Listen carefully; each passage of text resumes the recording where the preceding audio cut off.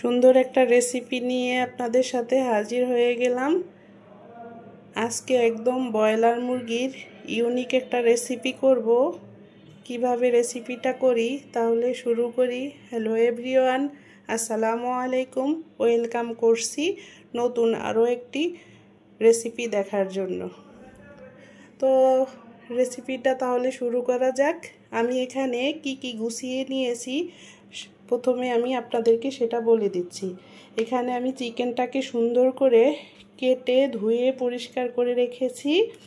এখানে নিয়েছি আমি রসুন আদা পেস্ট, এখানে নিয়ে নিলাম কাঁচামরিচ ফালি করা, এখানে নিয়ে নিয়েছি কাঁচা পেঁয়াজ একদম কুচি করে এক বাটি পেঁয়াজ নিয়ে নিলাম তেল, নিয়ে নিলাম হলুদের গুঁড়ো, লবণ, মরিচ গুঁড়ো, জিরার গুঁড়ো, গরম মশলার গুঁড়ো। তাহলে চলুন কিচেনে চলে যাই, রেসিপিটা শুরু করি। ব্রয়লার মুরগিটা এভাবে করে রান্না করলে অনেকই টেস্টি হয়। তো আমার সাথে থাকেন, দেখেন কিভাবে আমি রেসিপিটা করতেছি। আর রেসিপিটা যদি ভালো লেগে থাকে অবশ্যই চ্যানেলটা শেয়ার করে দিবেন, সাবস্ক্রাইব করে লাইক দিয়ে কমেন্ট করবেন প্লিজ। আপনাদের কাছে একটা লাইক চাচ্ছি, আর ভিডিওটা টেনে দেখবেন না। তাহলে চলুন আমি কিচেনে চলে যাই, রান্নাটা শুরু করে দিই।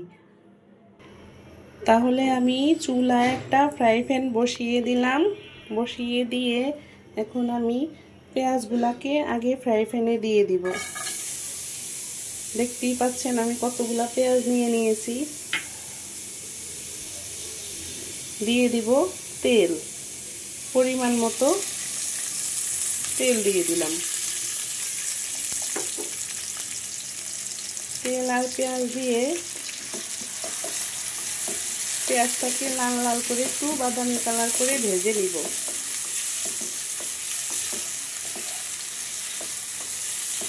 যেই কোনো রান্নাই করবেন কিন্তু মশলাটাকে সুন্দর করে কষাতে হবে। যদি মশলাটাকে সুন্দর করে কষায় নেন তাহলে আপনার রান্নাটা অনেক সুন্দর হবে, খেতে অনেক ভালো লাগবে। আমি পেঁয়াজটা একদম বাদামি কালার হয়ে আসা পর্যন্ত পেঁয়াজটা নাড়াচাড়া করে নিব।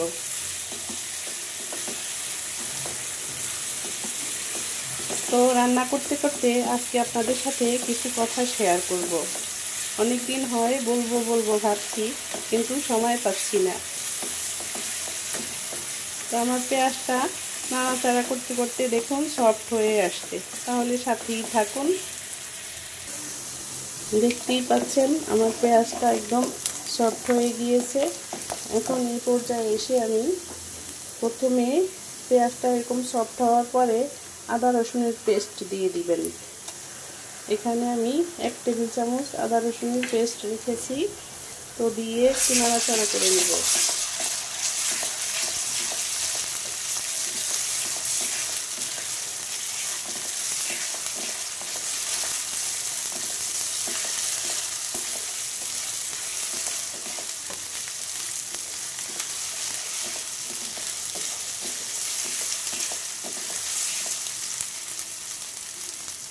আদা রসুনের ফ্লেভারটা চলে আসছে। এখন আমি শুকনো গুঁড়া মশলাগুলোকে দিয়ে দিচ্ছি।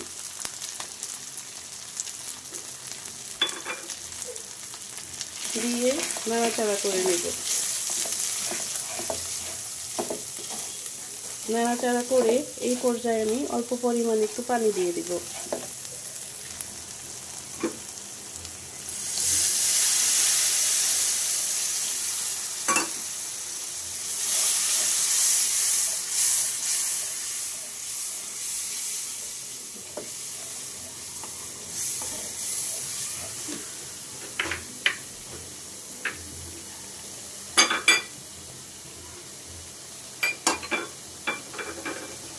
এখানে আমি আর অল্প একটু পানি দিয়ে দিচ্ছি। ওই যে আমার মশলাটা এটাতে লেগেছিল, এটা ধুয়ে একটুখানি পানি দিয়ে দিলাম।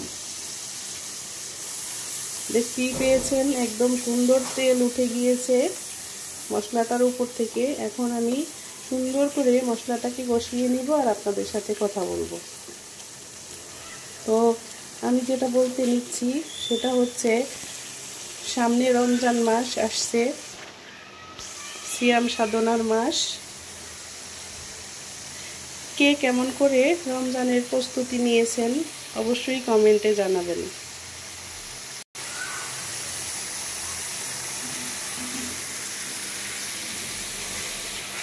অবশ্যই কমেন্টে জানাবেন। আর এই সিয়াম সাধনার মাসটা হচ্ছে আল্লাহ তাআলা রব্বুল আলামিন থেকে নেয়ামতের একটা মাস। এটা সবাই কিসমতে জোটে না। আল্লাহ পাক সবাই ভাগ্যে এই নিয়ামতের মাসটাকে দেয় না, কেউ পেয়েও এটাকে গ্রহণ করে না। তো আমি সবার উদ্দেশ্যে একটা কথাই বলবো, এই সিয়াম সাধনার মাসে অবশ্যই জানি আপনারা রান্না খাওয়া নিয়ে ব্যস্ত না হয়ে পড়েন।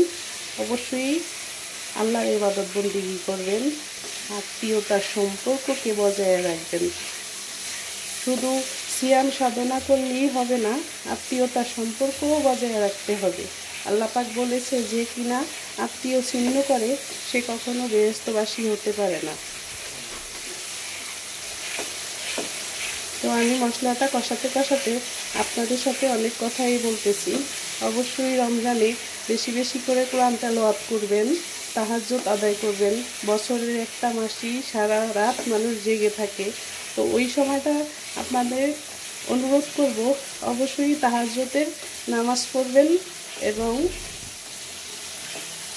আল্লাহর কাছে সারা জীবনের গুনাহ খাতা থেকে মাপ চাইবেন আর সবার জন্য দোয়া করবেন। আর প্রতিবেশীর হক তো অবশ্যই আদায় করবেন, প্রতিবেশীর সাথে ভালো সম্পর্ক রাখবেন। সবার সাথে সম্পর্ক বজায় রাখাটা অনেক উত্তম একটা কাজ। তো আমার মশলাটা কষিয়ে আর অল্প একটু পানি দিয়ে দিব, মশলাটাকে ভালো করে আরও একটু কষিয়ে নিব। তো আজকে আমার রান্নাটি আপনাদের কাছে কেমন লেগেছে অবশ্যই কমেন্টে জানাবেন।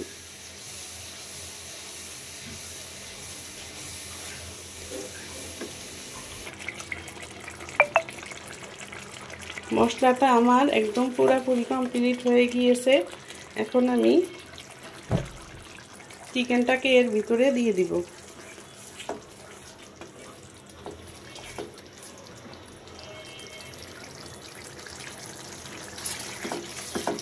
এভাবে করে আগে মশলাটাকে সুন্দর করে কষিয়ে নেবেন, তাহলে রান্নাটা খেতে অনেক ভালো লাগবে। যেই কোনো রান্নাই করেন না কেন আগে মশলা সুন্দর করে কষাতে হয়।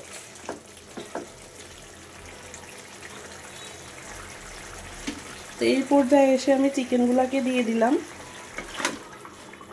ধুয়ে একদম ফ্রেশ করে রেখেছি চিকেনগুলা। নাড়াচাড়া করে নিব। আমি আজকে ভিডিওটা মোটেও টানাটানি করিনি, সুন্দর করে আপনাদেরকে দেখানোর জন্য আমি রান্নাটা কমপ্লিট করতেছি।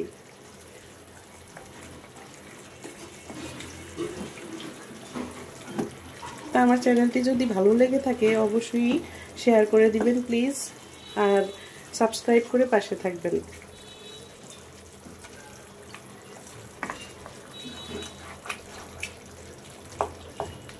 রান্নার কালারটা অনেক সুন্দর আসছে, তাই না?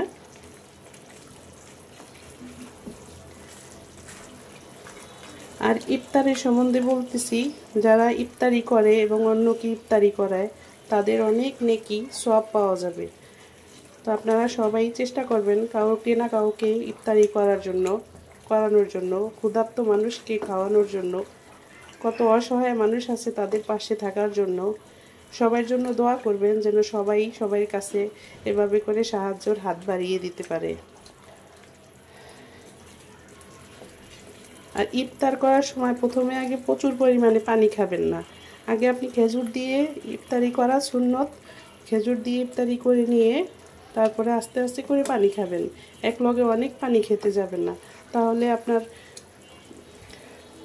ব্লাডারের সমস্যা হতে পারে।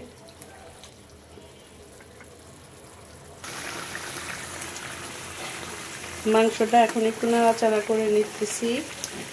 দেখুন আমার মাংসটা একদম সুন্দর ভুনা হয়ে গিয়েছে। আমি আবারও কিছুক্ষণ এটাকে সুন্দর করে কষাবো, কষায়া পর্যাপ্ত পরিমাণে ঝোল দিয়ে দিব। তো আজকে আমার কথাগুলা এবং রান্নাটা কেমন লাগলো অবশ্যই কমেন্টে জানাবেন। তো সবসময় আমার চ্যানেলটিকে প্লিজ দেখবেন, শেয়ার করে দিবেন। আর একটু ভুনা হওয়া পর্যন্ত আমি অপেক্ষা করব, একদম ভাজা ভাজা করে তারপরে ঝোলটা দিয়ে দিব।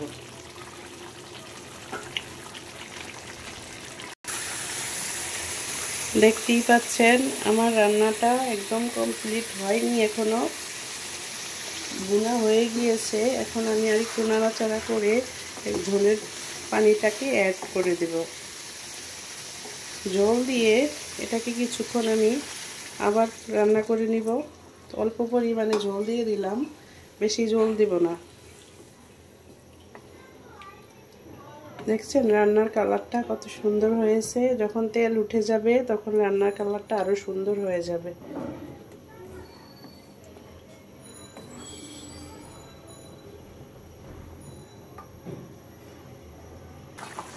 রান্নাটা আমার কমপ্লিট হয়ে গিয়েছে। এখন কাঁচা মরিচের ফালিগুলো এর উপর থেকে দিয়ে দিলাম। তো চলুন সার্ভ করা যাক। আপনাদের সাথে সার্ভ করে দেখিয়ে দিচ্ছি আমার রান্নার কালারটা কেমন হয়েছে। আমার রান্নাটা তো কমপ্লিট হয়ে গেছে। দেখুন কালারটা কত সুন্দর, ইয়ামি লাগতেছে। আর রান্নাটা যদি ভালো লেগে থাকে অবশ্যই আমার চ্যানেলটি সাবস্ক্রাইব করে পাশে থাকবেন, লাইক কমেন্ট করবেন। আর সবার সাথে একটু শেয়ার করে দিবেন। এতটুকু সময় আমাকে দেওয়ার জন্য অবশ্যই আপনাদের সবাইকে ধন্যবাদ।